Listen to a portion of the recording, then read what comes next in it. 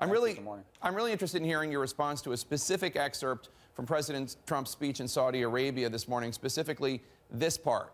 Quote, "We are not here to lecture. We are not here to tell other people how to live, what to do, who to be, or how to worship.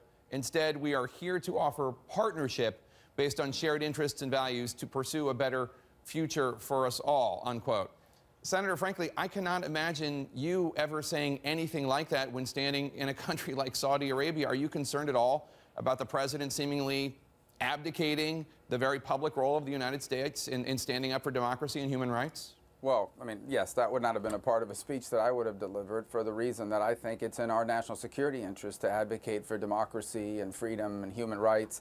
Now, with a recognition that you may not get it overnight, there needs to be a period of transition. And I think further in that speech, they talk about gradual improvements in places, which I think is wise and pragmatic.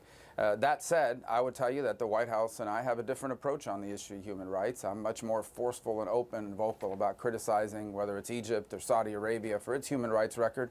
The White House is convinced they can get better results by addressing those issues in private, one-on-one.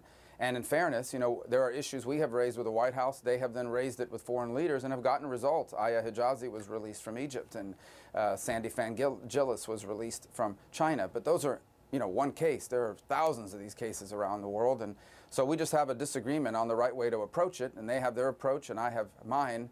But he's the president. And so our hope is that they will at least continue to raise these issues in private, as I am told they will do with Al-Sisi today, and raising or did with Al-Sisi on the NGO law that he has to, looks like there's a lot of pressure internally to impose on NGOs operating in Egypt, and likewise in Saudi Arabia.